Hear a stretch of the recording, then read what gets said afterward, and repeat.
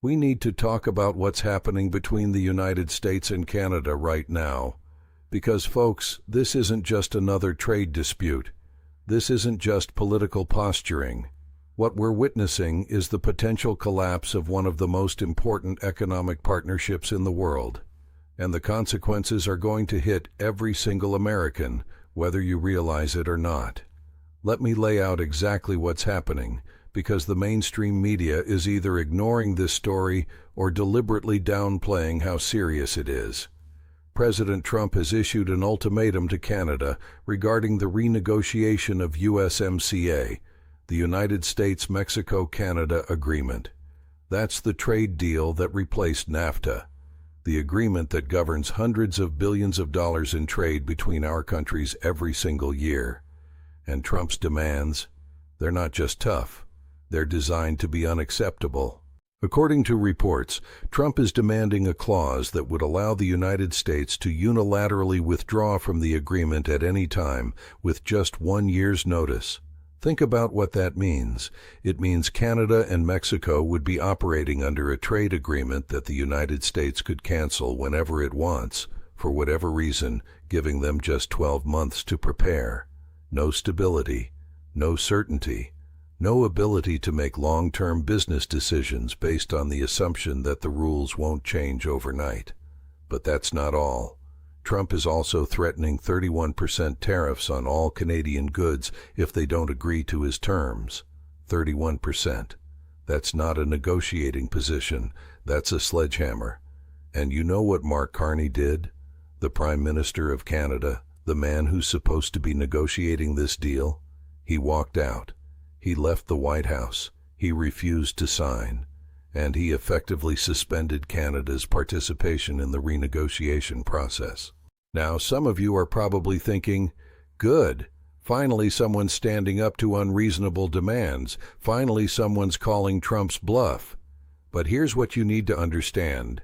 This isn't a bluff. And the consequences of this breakdown aren't going to be contained to some abstract economic theory.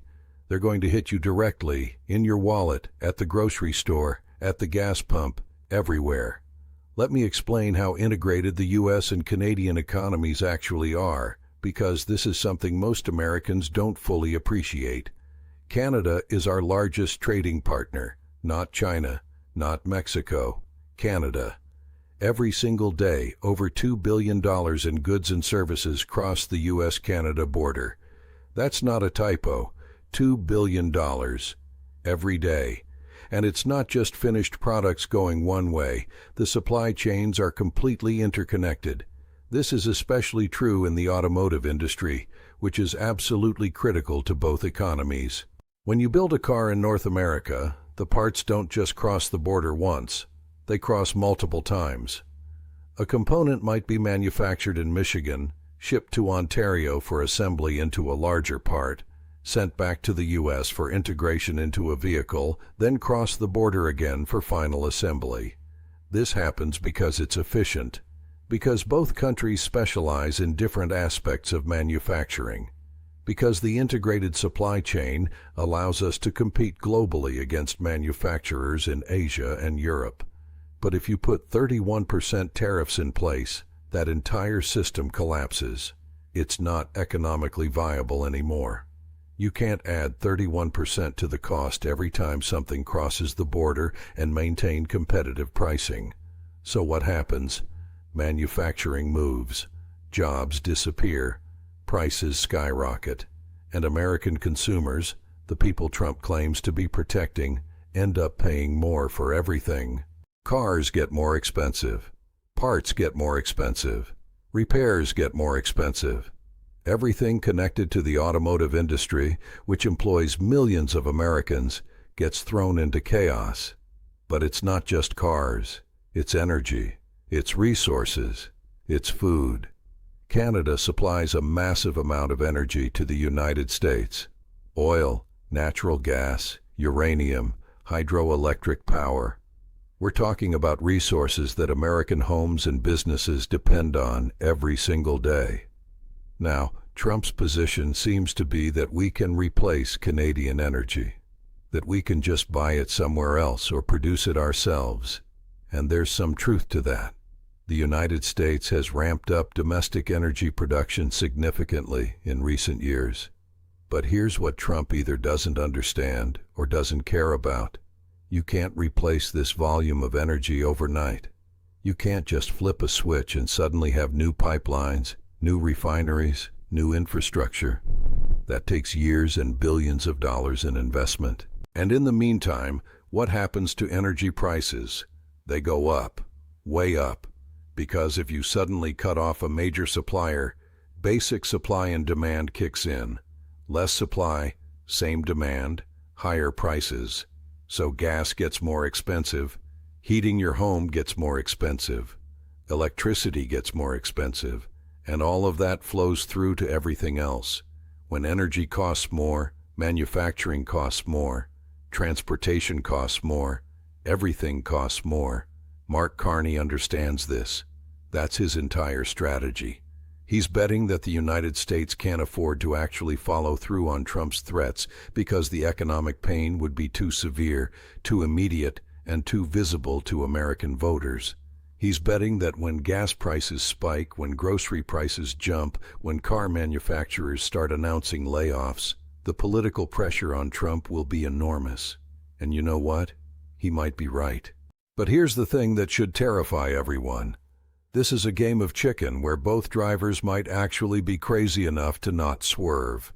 Trump has shown repeatedly that he's willing to take economic pain in service of his negotiating position. He imposed tariffs on China that raised prices for American consumers, and he didn't back down even when his own voters were hurting. And Carney? He's facing domestic political pressure to stand firm. Canadian voters don't want to be bullied. They don't want to sign an agreement that gives the United States the power to blow up their economy with 1 year's notice. So you have two leaders who are both politically incentivized to not back down, negotiating over an economic relationship that's absolutely critical to both countries. And neither one seems willing to blink. What's Canada's plan if this actually falls apart? According to the video, they're already working on it. They're diversifying their trade relationships, strengthening ties with Europe, building connections in Asia, reducing their dependence on the American market. Now that sounds rational. That sounds like smart long-term planning. But here's what it means for the United States. We lose our most reliable trading partner. We lose our most secure source of energy.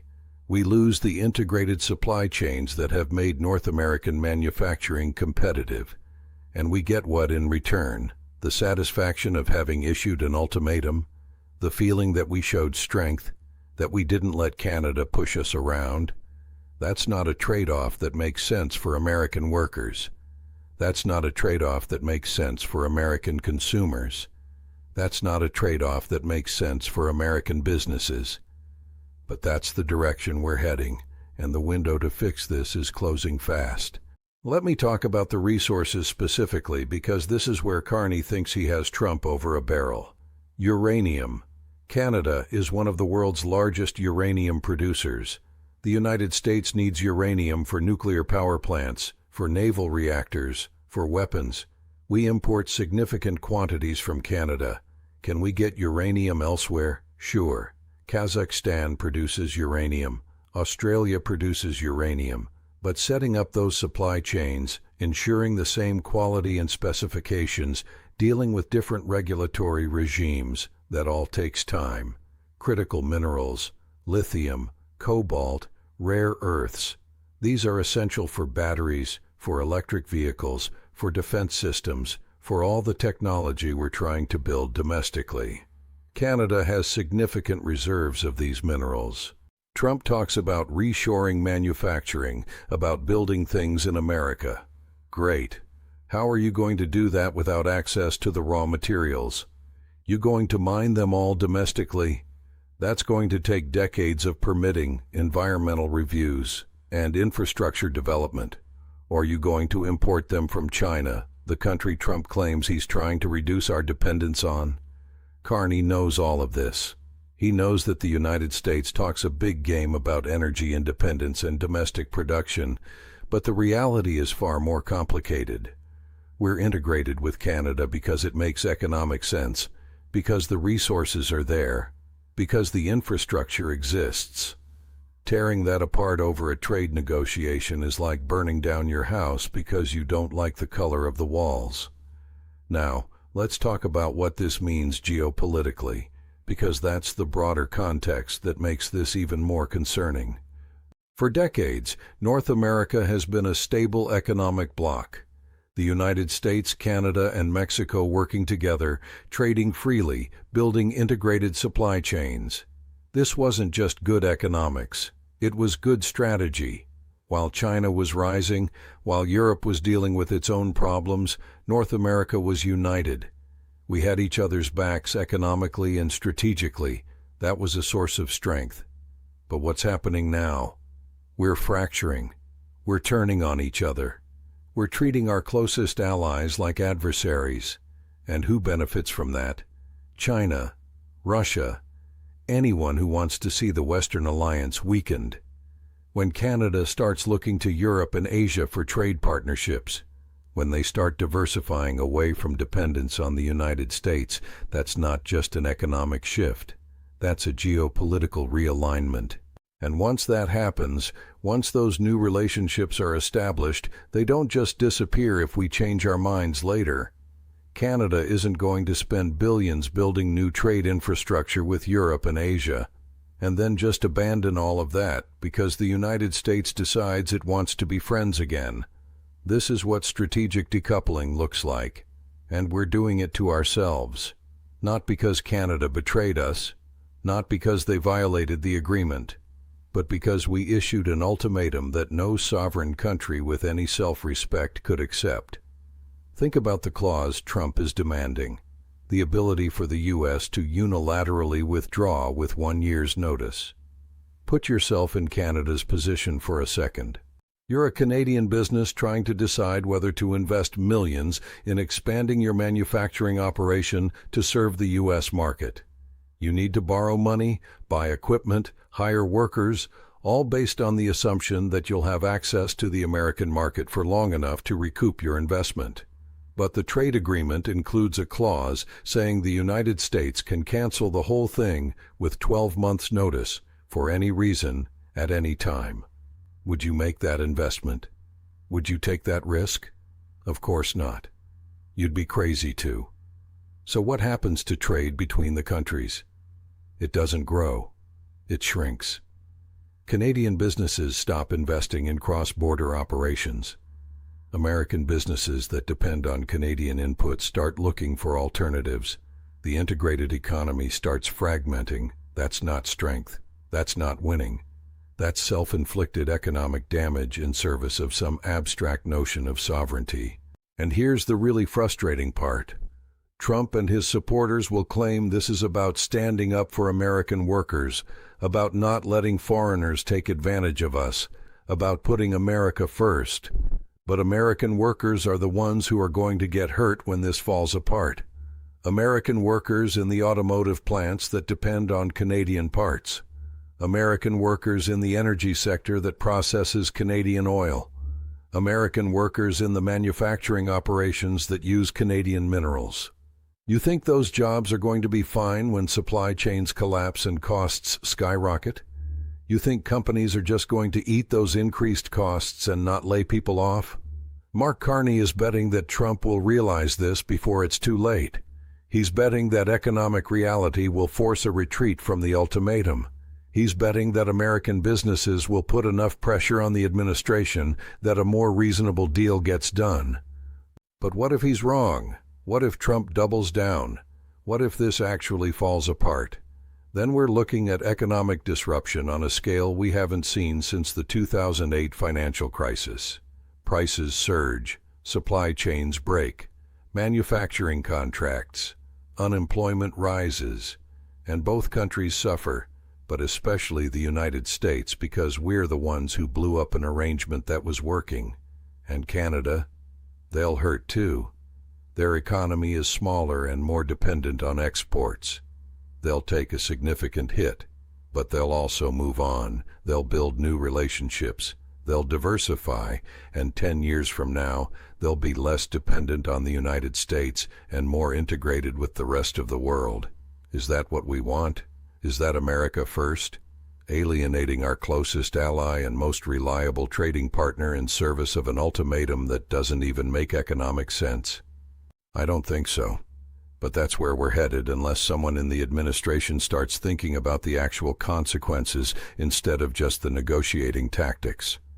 The era of stable partnership in North America might be ending.